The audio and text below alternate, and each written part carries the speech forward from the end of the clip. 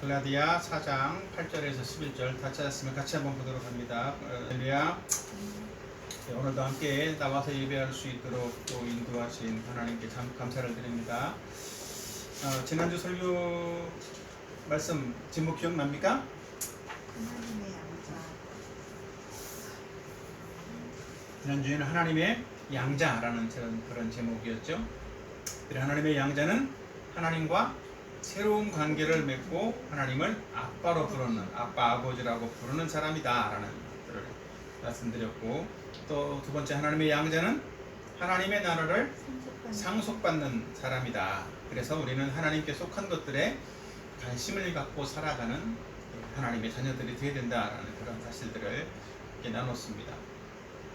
오늘은 그렇다면 하나님의 양자된 사람들이, 특별히 구원받은 하나님의 백성들이, 하나님의 자녀들이 어떤 열심을 가지고 신앙생활을 해야 하는지라고 하는 부분들에 대해서 함께 말씀을 나누려고 하는 것입니다. 그래서 오늘 제목은 그리스도인의 열심입니다. 특별히 예수님을 믿는 사람들이, 그리스도인이 이미 된 사람들이 어떤 모습으로 살아야 하는지라고 하는 것들을 보여주는 거예요. 세상을 살아가는 많은 사람들은 사실은 열심을 어떤 성공의 기준처럼 생각하는 경우들이 많습니다. 그래서 열심히 공부하면 또 좋은 성적도 얻기도 하고, 또 좋은 학교에 가기도 하고, 또 좋은 직장에 취직도 하는 결과들을 기대하기도 하죠.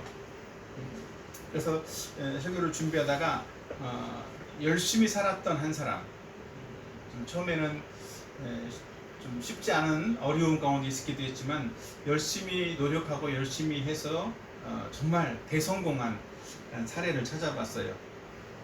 그랬더니 엄청난 어떤 사실들을 알게 되기도 했는데, 혹시 왼쪽에 있는 여자가 누군지 압니까?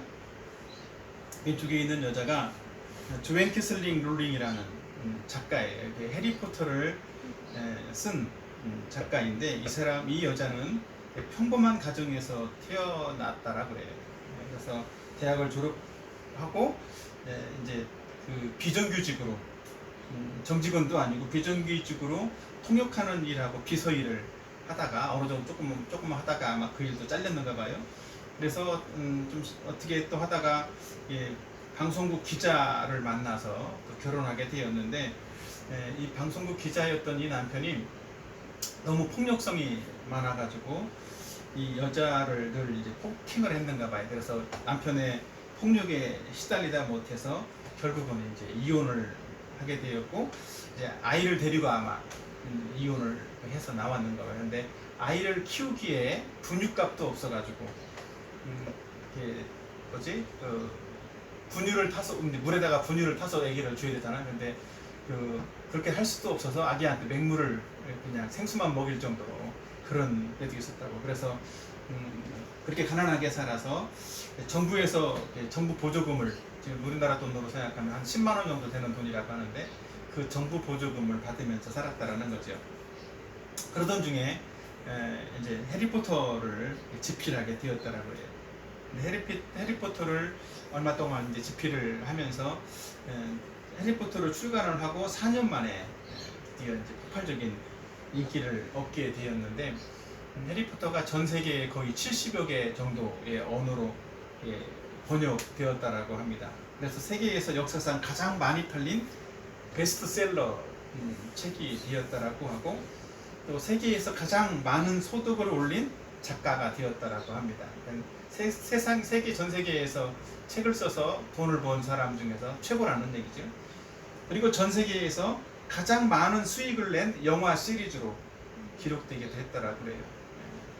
그래서 영국에서는 1등은 누군지 잘 모르겠는데, 1등 영국에서 이 여자가 영국 사람인데, 영국 여자 중에서 가장 가장 부유한 순위를 어느 단체에서 이렇게 뽑았는데 2등을 했다고. 엘리자베스 여왕보다 돈이 더 많은 사람이다. 그런 얘기를 해요. 그래서 이 사람은 작가로 등단을 한 지 5년 만에 전 세계 세계적인 갑부가 되었다라고 하는 것입니다. 꽤 많은 노력으로 이렇게 어떤 좋은 결과를 얻었던 그런 모습이기도 하죠. 이런 모습을 보면 사람들은 어떻게 생각할까요? 나도 열심히 노력을 해야 되겠구나, 그런 마음을 갖기도 하겠죠. 그래서 많은 사람들은 열심히 노력하는 것이 성공의 지름길이다, 이렇게 생각을 하기도 한다는 것입니다. 근데 이런 어떤 모습이 이 성경에 나와 있는 갈라디아 교회에도 비슷했다는 거예요. 갈라디아 교회에서는 바울은 어떻게 가르쳤냐면 오직 예수 그리스도를 믿음으로만 구원받는다라는 사실들을 가르쳤는데, 이 갈라디아 교회에서도 믿음으로만은 안 된다. 예수님을 믿는 것만으로 어떻게 그 위대한 구원을 받을 수 있겠냐. 예수님을 믿는 것 플러스 율법에 있는 내용들을 잘 지켜야 한다라는 사실들을 가르치는 그런 사람들이 있었다라는 것이죠. 바울은 이런 사람들을 거짓 교사라고 또 표현하기도 했는데, 특별히 그 말씀을 지킴으로써 율법의 행위를 다 지켜야만 구원이 완성된다라고 가르치는 이 사람들을 향해서 많은 사람들이 그것이 오히려 더 합리적인 것 같고 더 맞는 것 같다라고 하는 그런 생각을 하고 있었기 때문에 바울은 그 사실을 이것은 복음이 아니다, 그건 원래 그리스도께서 말씀한 그 복음과 다른 복음이다라는 사실들을 말씀했다라는 거예요. 왜 다른 복음이었을까요? 왜 예수님을 믿는 것 외에 다른 것을 첨가하는 것은 다른 복음이 되는 걸까요? 예수님을 믿는 것 외에 다른 것을 첨가한다는 것은 결국은 자기 의가 되는 것이고 자기 노력이 되는 것이고, 결국은 누구를 기쁘게 하는 거냐면 자기 자신을 기쁘게 하는 것이고 자기 의를 드러내는 결과가 되어진다는 거예요. 우리는 율법을 행함으로 하나님을 기쁘게 할 수 있겠습니까? 사람은 율법을 행함으로 하나님을 기쁘게 할 수 있을까요? 율법의 행위로는 하나님을 기쁘게 할 수 없다라는 거예요. 왜? 율법을 지키려면 어떻게 지켜야 돼? 100% 다 지켜야 된다는 거예요. 근데 100% 율법을 다 지킬 수 있는 사람이 있을까요, 없을까요? 그런 사람은 없단 말이에요. 그래서 우리가 율법을 지키는 걸 통해서는 절대로 하나님을 기쁘시게 할 수가 없다는 거예요. 내가 지난번에도 말했던 것처럼 100가지 율법 중에서 99가지를 다 지켰다고 할지라도 한 가지가 부족하면 율법을 하나도 지키지 않은 사람과 똑같이 여겨지기 때문에 율법을 지키는 것으로서는 하나님을 기쁘시게 할 수가 없다는 것이죠. 그래서 예수님을 믿는 사람들은 진정한 자유와 기쁨 속에서 마치 잔치집 같은 그런 삶을 살 수 있는 사람이 바로 예수님을 믿는 사람이라는 거예요. 우리나라에 100여 년 전에 복음이 처음 들어왔을 때 세상 사람들이 평가하는 어떤 이제 모습이 있었는데, 유교를 따르는, 유교를 믿는 그런 유교적인 전통 가운데 살고 있는 사람의 집, 그리고 전통적으로 이제 또 우리나라에서 믿어왔던 불교를 믿고 따르는 어떤 사람들의 집, 또 새롭게 예수 그리스도를 믿고 사는 어떤 사람들의 집을 사람들이 보면서 평가를 했는데, 유교를 따르는 집의 모습을 어떻게 표현한 줄 알아요? 그 사람들은 마치 제사를 하는 집 같다, 제사를 드리는 집 같다라는 표현을 했다는 거예요. 그리고 불교를 믿는 사람들의 집은 초상집 같다, 또 향도 피우고 뭔가 이렇게 초상집 같은 그런 분위기였다라는 이야기도 있고, 예수 믿는 사람들의 집은 잔치집 같다, 이런 표현들을 했더라고요. 근데 오늘날 예수님을 믿는 사람들의 집이, 또 우리들의 삶이 정말 잔치집 같은가요? 그것은 한번 우리가 돌아봐야 한다는 거죠. 사실 실제는 우리의 믿음도 우리의 신앙생활도 잔치집 같은 그런 신앙생활을 해야만 되는 거예요. 그래서 많은 그리스도인들이 또 우리 자신이 하나님 앞에서 어떤 믿음, 또 어떤 열정을 가지고 어떤 열심을 내면서 살아야 하는 것인가 라고 하는 것은 우리가 돌아봐야 된다는 것이지요. 그래서 우리는 바른 믿음, 또 바른 열심을 가지고 신앙생활을 해야만 한다라는 오늘 그런 말씀을 함께 나누려고 하는 것입니다. 그렇다면 하나님이 기뻐하시는 그리스도인의 열심은 어떤 것일까? 자, 한번 첫 번째로 율법적인 태도로 열심을 내지 않아야 한다는 것입니다. 따라합시다. 율법적인 태도를 갖지 않아야 된다. 예. 율법적인 태도가 뭘까요? 율법적인 태도. 율법적인 태도는 뭔가 열심히 해야만 하나님께서 복을 주실 것이다 생각하는 그런 마음으로 열심히 하는 거예요. 그건 다른 말로 말하면 하나님과 뭐라 그럴까? 계약하는 것 같고 하나님과 거래하는 것이에요. 마치 인풋이 있어야 아웃풋이 있다. 가는 것이 있어야 오는 것이 있다. 이런 마음과 똑같은 거라는 것이죠. 자, 갈라디아서 4장 8, 9절 같이 한번 읽어보도록 하겠습니다. 시작.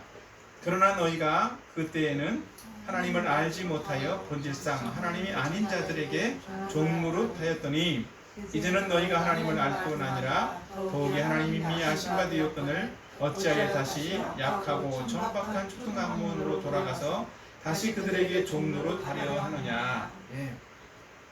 이 말씀은 하나님이 아닌 것에 종노릇 해서는 안 된다라는 사실들을 말하고 있어요.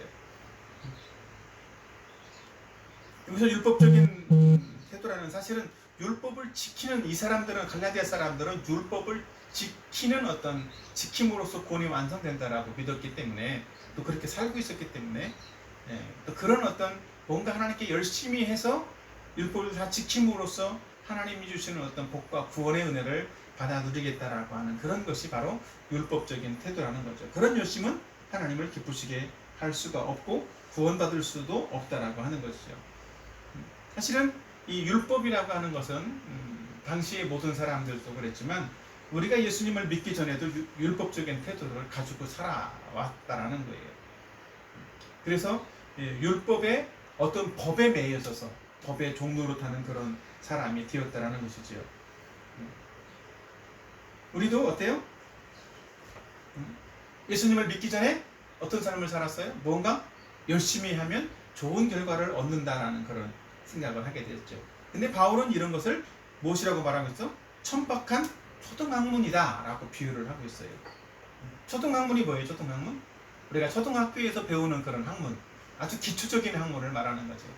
그러니까 한글로 말한다면 자음, 모음, 기역, 니은 뭐 이렇게 이런 것들을 배우기도 하고 아야어요 이런 것들을 배우면서 한글을 익히는 것과 같은 아주 기초적인 학문을 말하는 거죠. 근데 이런 기초적인 학문들이 마치 한글을 배우는 것은 한글 자체를 깨우치는 데 목적이 있나요? 어떨까요? 초등학교에서 알려주는 것은 그걸 기초적으로 배워서 뭔가 그러니까 글을 읽기도 하고 쓰기도 하고 표현할 수 있는 그런 것들을 그런 마음들을 갖게 하기 위해서 그런 것들을 익히게 하기 위해서 글을 알려주는 거예요. 글 자체를 배우는 것이 목적이 아니라는 거죠. 그래서 더 나아가서 글을 배운다면 심지어 어떤 사람은 아까 해리포터를 썼던 사람처럼 어떤 작품을 유명한 작품을 쓰기도 하고 다른 사람들이 정말 이렇게 즐거워하고 공감할 수 있는 그런 작품들을 쓸 수 있는 그런 사람이 되기도 한다는 거죠. 바울이 초등학문이라고 말하는 것은 율법이 바로 그런 초등학문과 같은 것이다. 그래서 우리는 그런 초등학문으로 돌아가지 않아야 된다는 사실들을 말하고 있는 거예요. 학교를 졸업했다면 초등학교를 졸업하면 다시 초등학교로 돌아가지 않는 것처럼 우리는 다시 초등학문으로 돌아갈 필요가 없다는 것이지요. 그래서 바울은 이런 율법적인 태도를 버려야만 하나님께 진정한 구원과 복을 받을 수 있다라고 바울은 말하고 있다는 것이죠. 이 사람들이 생각했던 것처럼 어떤 사람들이 가르쳤던 것처럼 하나님이 이렇게 율법을 지킴으로써 하나님이 기뻐하신다라고 생각했다라고 하면 하나님의 평가인 절대적인 평가에 모든 사람은 다 그 기준을 맞춰야만 하지만 그렇게 모든 사람은 그렇게 될 수가 없기 때문에 바울은 이 율법은 초등학문과 같은 거라서 더 이상 거기로 다시는 돌아가지 말아야 된다라고 바울은 말하고 있다는 것입니다. 바울이 말하고 있는 또 그 사람들이 당시의 사람들이 지켜야 된다라고 말했던 이 율법은 무엇일까요? 율법. 자, 여기 보면 율법은 두 가지 종류의 법이 있어요. 율법에는 도덕법과 의식법이 있어. 도덕법은 뭘까요? 도덕법은 무엇을 해야 된다, 하지 말아야 된다, 지켜라, 하지 마라, 뭐 이런 뭔가 지켜야 될 법을 말하는 거예요. 윤리적인 도덕적인 어떤 그런 부분이겠죠. 근데 의식법은 뭘까요? 의식법은 제사를 지내는 제사법을 말하는 거예요. 제사를 이렇게 지내라 저렇게 지내라 환경에 예의교에서도 그렇고 많이 그런 부분들 나와 있죠. 자, 그러면 우리가 도덕법은 다 지킬 수 있을까요? 없을까요? 왜 도덕법과 율법, 의식법을 주었을까? 도덕법은 사람들이 지킬 수가 없다라는 거예요. 그죠? 이 도덕법은 모든 사람들이 다 지킬 수가 없어. 도덕법은 지킬 수가 없기 때문에 스스로가 죄를 짓는 사람이 되고 죄인으로 전락한다는 것이죠. 그래서 그 죄를 짓는 사람들을 성경에서는 뭐 돌로 쳐 죽여라, 뭐 어떻게 해라, 뭐 죽여야 된다라는 것들로 나오고 있는데, 사람이 죄의 결과로 죽지 않게 하기 위해서 의식법을 만들어 놓은 거예요. 의식법은 그래서 죄인 된 사람 대신에 누구를 잡아서 소나 양이나 염소나 이렇게 짐승을 잡아서 대신 죽임으로써 사람이 살게 하는 거예요. 이게 제사법이고 의식법이라는 거예요. 그러니까 이 도덕법으로 안 된다. 그래서 의식법은 결국은 뭘 알게 하는 것이냐면 율법이 아니라 오직 은혜로서만 구원받을 수 있다라는 사실들을 알게 하는 게 바로 의식법이라는 것이죠. 죄를 지은 사람은 오직 하나님의 은혜가 아니면 살 수 없다라는 사실들을 알게 한다는 거예요. 그렇기 때문에 이 율법의 기능이라고 하는 것은 첫 번째로 뭘 깨닫는다? 죄를 깨닫게 하는 것이 율법의 기능이에요.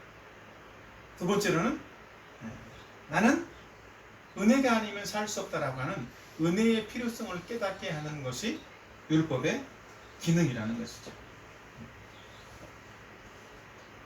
사실은 이런 어떤 모습들이 이 율법을 지킴으로써 구원받는 것이 아니라 율법을 주신 어떤 목적과 기능은 죄를 깨닫고 하나님의 은혜를 깨닫는 것에, 그래서 내가 예수를 믿어야 되는구나, 내가 예수를 믿음으로써만 구원받는구나라는 사실들을 알게 하는 것이 율법이기 때문에 우리는 이런 어떤 율법을 지켜야만 뭔가 된다라고 하는 그런 태도, 그런 율법적인 태도를 버려야만 한다는 거예요. 사실은 우리가 교회에서도 신앙생활을 하다 보면 많은 이런 율법적인 그런 어떤 태도들이 많이 아예 교회에서도 몸에 배어 있는 경우들이 많아요. 왜냐하면 우리나라도 그렇고 전통적으로 사람들은 다 이런 율법적인 태도 가운데 살아오고 있어요. 자, 왼쪽에 있는 그림, 이게 어떤 그림일까요? 흥부와 놀부의 그림이에요.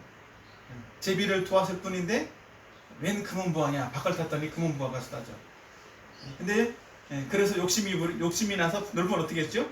제비다리를 일부러 부러뜨렸더니 완전히 망해버린 사람이 되었죠. 이제 권선징악, 착한 일들을 많이 해야 된다, 악한 일을 하지 말아야 된다. 이래서 뭔가 착한 일을 하면 좋은 일이 생기고 악한 일을 하면 벌 받는다. 이런 게 사실은 우리의 의식 속에 퍼져 있다라는 거죠. 오른쪽 그림은 뭘까요? 열심히 하니까 농부가 열심히 갖고 왔더니 열매가 많이 이루어졌다, 많이 열렸다. 근데 그 열매를 누가 줬다라는 거야? 하늘에서. 이 말은 하나의 그 속담을 표현한 그림이에요. 하늘은 스스로 돕는 자를 돕는다. 내가 열심히 해야 된다라는 사실들을 내가 열심히 하니까 하늘도 돕는다, 하늘도 감동했다, 이런 어떤 이유처럼 이 내용의 핵심은 뭐야? 사람은 열심히 살아야 된다, 무엇이든지 열심을 내야 된다라는 그런 모습들을 보여주는 그런 속담이기도 하다라는 것이죠. 근데 이런 것처럼 교회에서도 신앙생활할 때 뭔가 열심히 해야만 하나님께서 복을 주신다, 이렇게 생각하는 경우들이 있어요. 그래서 소위 말해서 뭔가 어떤 종교라고 하는 것들을 할 때 고행을 해야만, 뭔가 힘들게 뭔가를 이렇게 종교적인 의식을 해야만 신이 감동을 한다, 이렇게 생각을 하기도 하는 거죠. 그래서 뭐 인도 같은 경우에서는 그렇게 자기 몸을 채찍으로 막 때리면서 피를 흘리고 막 힘들게 그렇게 해야 뭔가 이렇게 열반에 이른다든지 뭔가 이렇게 높은 지경에 이른다라고 생각을 하기도 하고, 사실 교회 내에서도 그런 의식들이 많이 있어. 옛날에 정화수도 놓고 이렇게 아침 새벽마다 빌었던 것처럼 자식 잘 되게 해달라고, 남편 잘 되게 해달라고 뭔가 이랬던 것처럼, 뭔가 새벽에 나와서 새벽 예배 열심히 한 분도 안 빠지고 교회 나오기만 하면 복 받는다라고 생각하는 사람들도 있다는 거예요. 그러니까 새벽에 나와서 그냥 말씀 새벽 기도도 안 하고 말씀도 안 듣기도 하고 그냥 졸다 하는데도 어쨌든 나오기만 해도 복 받는다 이렇게 생각하는 경우도 있더라고요. 또 뭐 헌금을 많이 하면 복 받는다 이렇게 생각하는 사람들도 있어요. 헌금을 많이 하면 복 받으면, 헌금을 많이 하는 순서대로 복을 받으면 어떨까요? 가난한 사람은 평생 복을 받을 수 있는 기회가 없겠죠. 그죠? 헌금 낼 돈이 적으니까 복 받을 기회가 없는 거란 말이죠. 그래서 빈익빈 부익부 뭐 이런 것처럼 계속 돈 많은 사람은 계속 더 잘 되고 가난한 사람은 계속 못 살고 이런 어떤 그런 상황이 돼버리겠죠. 근데 우리가 이런 어떤 뭔가 내가 이렇게 함으로써 하나님이 감동하시고 내게 복을 주실 것이다 라고 하는 그런 태도가 바로 율법적인 태도이고, 우리가 신앙생활하면서 그런 태도들을 버려야 한다는 거예요. 그러면 신앙생활하면서 그럼 열심은 내지 않아도 되는 걸까요?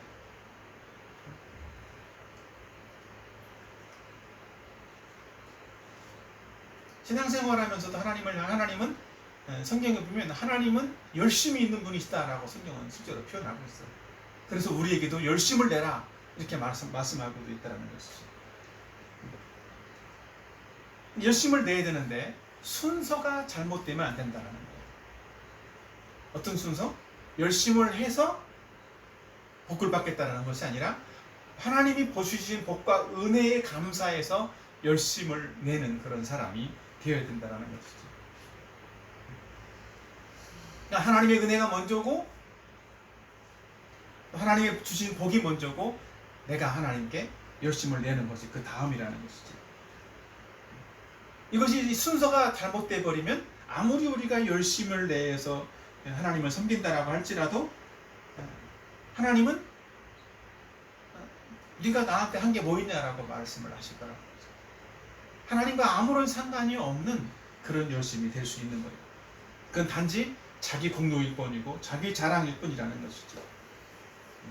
그래서 우리는 이 율법의 종로로 타는 초등학문과 같은, 초등학문으로 다시 돌아가지 않아야 된다라고 하는 이 바울의 말처럼 우리는 이 율법적인 태도로 뭔가 종교적인 것이 의식이든 뭔가 행위든지 정말 열심히 뭔가를 하려고 하는 그런 것에만 매여 있지 않아야 한다는 것입니다. 그래서 어떤 사람들은 실제로 교회 다니면서도 교회 다니고 믿는 것만으로도 뭔가 되겠냐 이래서 교회 다니는 사람들이 결혼할 때 누가 어디 무당이나 이런 데 가가지고 사주팔자를 보기도 하고, 또 이사 가려고 하면 또 손 없는 날을 따져서 가는 사람들도 있더라고요. 근데 그런 사람들은 뭐야? 진짜 예수님을 믿는 걸까 아닐까? 예수님 믿는 게 아닌 거예요. 자기 뭔가 노력으로 뭔가 피해서 가고 뭔가를 맞춰서 해야 되고 그런 것이 포함되어져 있는, 그것도 율법적인 행위 중에 하나라는 것이죠. 이런 뭔가 인간이 할 수 없는 어떤 뭔가 신비한 어떤 일들을 추구하는 것을 오컬트라고 하는데, 바로 그것은 무당이나 점쟁이를 추구하고 따라가게, 그런 사람들을 필요로 하는 그런 어떤 신앙을 갖게 만들기도 한다는 것이죠. 근데 이런 오컬트 신앙은 인간이 가진 죄나 두려움에서 나온다는 거예요. 인간의 죄성, 인간의 두려움, 불안함. 그래서 우리는 내가 뭔가 더 해야 복받지 않겠는가라고 하는 그런 의식들을 갖게 되는데, 우리는 이런 율법적인 태도를 버려야만 한다는 거예요. 자, 그럼 두 번째는 사랑의 마음에서 열심을 내야 한다는 거예요. 하나님은 우리가 사랑의 마음에서 열심 내기를 원하신다는 거예요. 자, 갈라디아서 4장 9절 또 12절을 같이 한번 보도록 합시다. 시작. 이제는 너희가 하나님을 알 뿐 아니라 더욱이 하나님의 아신 바 되었거늘 12절 형제들아 내가 너희와 같이 되었은즉 너희도 나와 같이 되기를 구하노라. 여기 보면 하나님을 향한 열심을 가져야 한다는 사실들을 4장 9절에서 말하고 있어요. 너희가 하나님을 알 뿐 아니라 더욱이 하나님이 아신 바 되었다. 이 말은 무슨 말일까요? 우리는 하나님과 아는 관계, 사랑의 관계가 되었다라는 것. 여기서 알다라고 하는 것은 경험적인 알미라고 말할 수 있어요. 지식적인 알미 아니라 하나님도 나를 알고 나도 하나님을 알고 어떤 관계가 만들어진 거예요. 아버지와 아들로의 어떤 관계가 만들어졌다는 거죠. 그러니까 아버지와 아들의 관계가 만들어졌으면 아버지와 아들은 어떤 관계예요? 의무적으로 어떤 것들을 이렇게 행하고 주고 받는 관계가 아니라 사랑의 관계가 만들어졌다라는 사실들을 말하고 있는 거예요. 그래서 바울도 형제들아 내가 너희와 같이 되었음즉 너희도 나와 같이 되기를 구하노라 이렇게 말하고 있는데 이 말의 의미는 뭐냐면 바울이 너희와 같이 되었다. 언제 너희와 같이 됐어요? 바울 예수님을 믿기 전에는 이렇게 율법을 철저하게 행했던 사람이에요. 그래서 심지어 바울은 뭐도 했어? 예수 믿는 사람들을 다 잡아다가 죽이기도 하고 옥에 가두는 그런 일들도 했단 말이에요. 그러니까 바울도 예전에는 너희처럼 나도 너희처럼 예전에는 그런 율법을 지키는 사람이 되었다. 근데 그것으로 구원받는 것이 아니라는 사실들을 예수님을 만남으로써 알게 되었다. 그래서 나는 율법을 지키지 않아도 되는 그런 자유를 누리는 사람이 되었다라는 사실들을 말하면서 너희도 나처럼 그런 사람이 되기를 원한다라고 말씀하고 있다는 것이죠.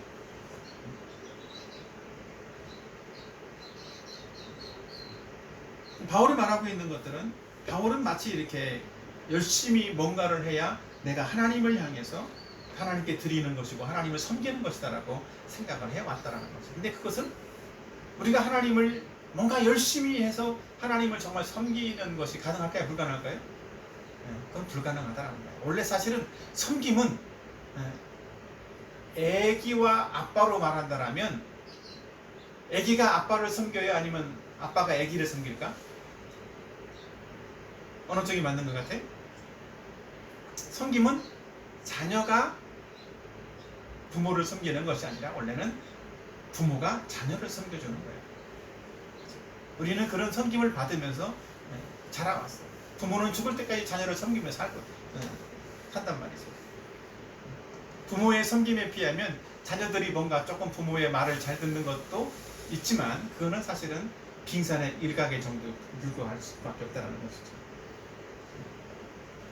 그래서 그리스도인들이라면 믿음으로 구원받은 그리스도인이고 또 의롭게 되어진 사람이라면 믿음으로 의로운 삶을 살아야 되는데 그 믿음으로 의로운 삶을 살고 거룩한 삶을 살기 위해서 뭔가 열심히 내야 된다는 거예요. 거룩한 삶을 위해서 하나님 말씀에 순종하기 위해서. 근데 그것이 무엇의 근거에서?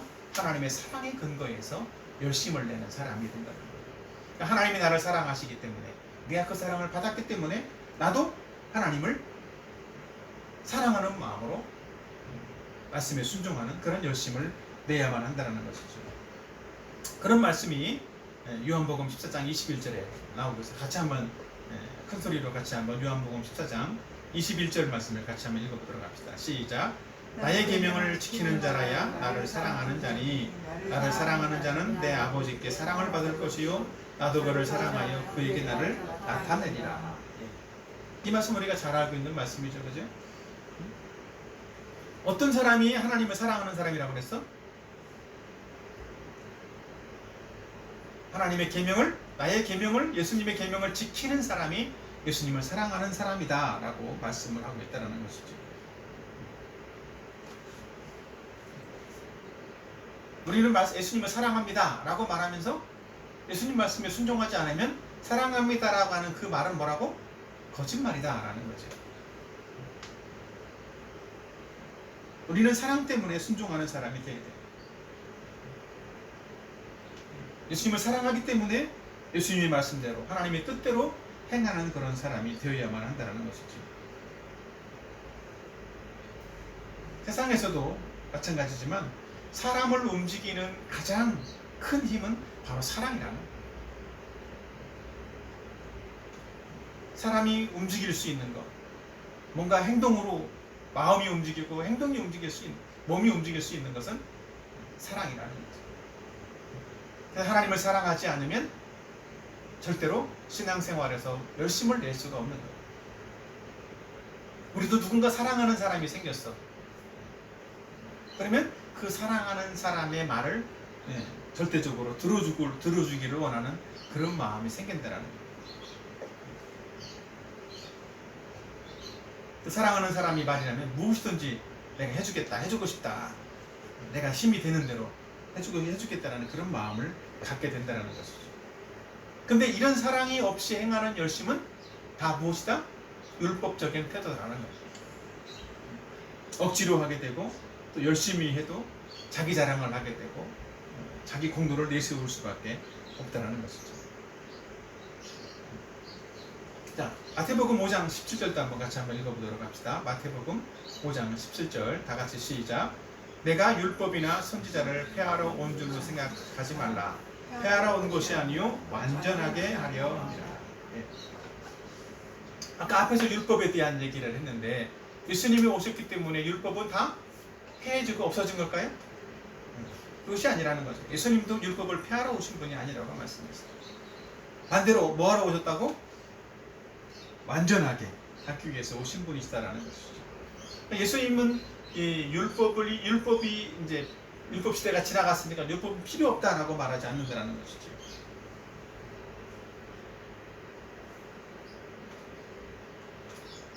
우리가 비록 율법을 우리 스스로의 능력으로 율법을 행할 능력은 우리에게 없지만 예수님께서 율법의 모든 요구를 다 이루시고 우리에게 성령을 통해서 율법을 행할 수 있는 그런 능력을 우리에게 주셨기 때문에 또 우리는 이 율법 안에서 더 자유한 그런 사람이 되어주고 율법을 더 잘 지킬 수 있는 사람이 되었다는 것이죠.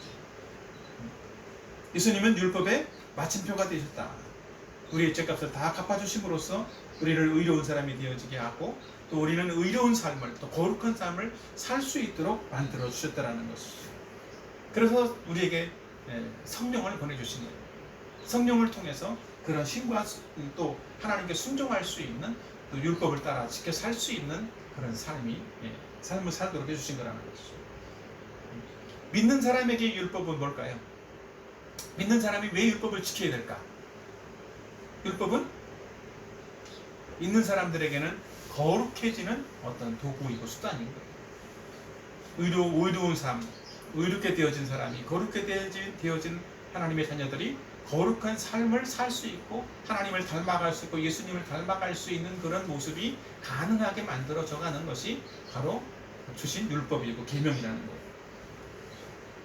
그래서 예수님도 나를 사랑한다라면 나의 계명을 지켜라 이렇게 말씀하고 있다는 것이죠. 근데 우리 힘으로 안 되니까 누굴 주셨다고? 성령을 주셨다는 거예요. 자, 로마서 10장 4절 같이 한번 보도록 할까요? 같이 한번 읽어보도록 합시다. 그리스도는 모든 믿는 자에게 의를 이루기 위하여 율법의 마침이 되시느니라. 모든 믿는 자에게 의를 이루기 위해서 마침이 되셨다. 또 고린도 후서 3장 17절도 같이 한번 보도록 합시다. 시작. 주는 영이시니 주의 영이 계신 곳에는 자유가 있느니라. 예수님이 율법의 마침이 되실 뿐만 아니라 누구를 주심으로써? 성령을 주심으로써 주의 영이 함께함으로써 우리에게 율법을 행할 수 있는 그런 자유한 마음을 주셨다는 그런 능력을 주셨다는 거죠. 억지로 하는 것이 아니라 자유함으로 즐거움으로 율법을 하나님의 말씀을 행할 수 있는 그런 사람이 되게 만들어 주셨다는 것이죠. 그래서 우리는 모든 그리스도인들의 자유는 뭐냐면 하나님 말씀대로 순종할 수 있는 능력을 갖게 된 것이 그리스도인의 자유인 거예요. 우리가 어떤 일이든 행할 능력이 있으면 어때? 즐거움으로 쉽게 어떤 일들을 하게 돼요. 행할 능력이 없을 때는 그것이 되게 어려운 일이고 힘든 일이 되는 거예요. 운전면허가 없는 사람이 운전을 하려면 어떻게 될까요? 그건 무지무지하게 힘든 일이 되는 거죠. 근데 운전면허가 있는 사람이 운전하는 것은 운전이 이제 연습도 하고 면허증을 따서 운전이 익숙해지면 운전은 그냥 자동적으로 되는 것처럼 너무 쉽게 되는 거예요. 그러니까 처음에 운전할 때 그렇게 했어. 운전하는 사람들이 되게 부러웠던 게 하나는 그냥 악셀레터를 밟고 직진하는 것도 사실은 쉽지 않은데 옆에 차 봐야지 뭐 이러기 쉽지 않은데 좌회전한다거나 우회전하는 그런 것도 가능하더라고. 핸들을 꺾으면서 또 이렇게 옆에 차 부딪히지 않도록 내 선을 지켜가면서 좌회전도 하고 이렇게 선을 지키면서 회전도 해야 되지만 거기에 맞춰서 또 적당하게 악셀레터를 밟기도 해야 되는 거죠. 지금은 다 대부분이 오토지만 제가 옛날에 운전면허 딸 때는 다 수동이었어. 그러니까 기어를 바꿔야 돼. 속도가 조금일 때는 1단, 2단, 3단 바꿔가면서 기어도 바꿔가면서 엑셀레터를 밟아야 되고 크러치 밟아야 되고 또 핸들은 돌려야 되고 몇 가지 일들을 막 동시에 하려니까 이것도 해야지 저것도 해야지 막 머릿속에서 생각을 하면서 하게 되는데 나중에 그게 익숙해지면 머릿속에서 생각하지 않아도 돼. 그냥 좌회전 해야 되는구나. 그냥 그러면 몸이 알아서 스스로 그렇게 움직인다는 거죠. 그게 자유라는 거예요. 그리스도인이 말씀에 순종해서 할 수 있는 그 능력들은 바로 이렇게 예수님이 주신 성령을 통해서 우리가 자유롭게 할 수 있는 사람이 된다는 것이죠. 그러니까 우리가 예수님을 믿는 사람이라면 누구나 다 예수님을 내가 사랑하는 마음에서 행하는 것이라면 이런 자유를 누릴 수 있는 사람이 된다는 사실들을 말씀하고 있는 거예요. 그래서 신앙생활은 짐스럽지 않고 행복한 것이 되어야 되는 거예요. 우리의 신앙생활하는 사람들이 내 신앙생활이 왜 이렇게 짐스러울까 이렇게 생각하는 사람이 있다면 그 사람은 하나님의 사랑을 먼저 생각을 해야 돼요. 아니 어쩌면 하나님의 사랑을 받아 누리는 것이 먼저 돼야 될지도 몰라요. 그래서 진정으로 내가 하나님을 사랑하고 하나님이 나를 아심받고 나도 하나님을 아는 그런 하나님과 나와의 사랑의 관계가 만들어져야만 그런 자유를 누릴 수가 있다는 것이죠. 어떤 사람이 그런 질문들을 하기도 하는데 어떤 교회에 다니는 것이 좋을까? 이상한 교회들도 많이 있으니까. 근데 어떤 교회를 다니느냐 이 기준이 뭔지 알아요? 내가 기쁨으로 예수님을 따르고 또 사랑과 자원함으로 말씀에 순종할 수 있는 그런 교회를 다니는 것이 좋은 거예요.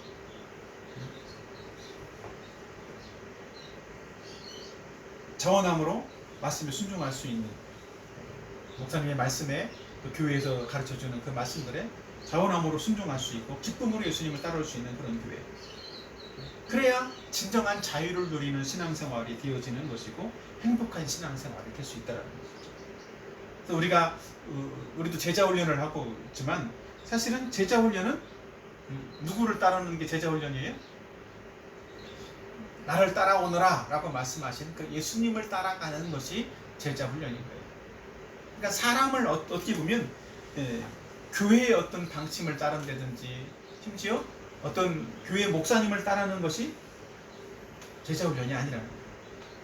제자훈련은 진정으로는 예수님을 따르도록 하는 것이 제자훈련이에요. 그러니까 교회의 방침이나 제도나 앞에서 이끄는 영적인 리더십이라고 하는 목사님들은 결국은 뭘 하는 사람이냐면 성도들이 예수님을 잘 따르도록 도와주는 역할을 앞에서 이끌어주기도 하고 때로는 뒤에서 밀어주기도 할 수 있는 그런 역할을 하는 분들이라는 것이죠. 그러나 그것을 잘못 이해하면 제자훈련은 교회나 목사에게 순종하도록 만드는 것이 제자훈련이다라고 오해할 수도 있는 거예요.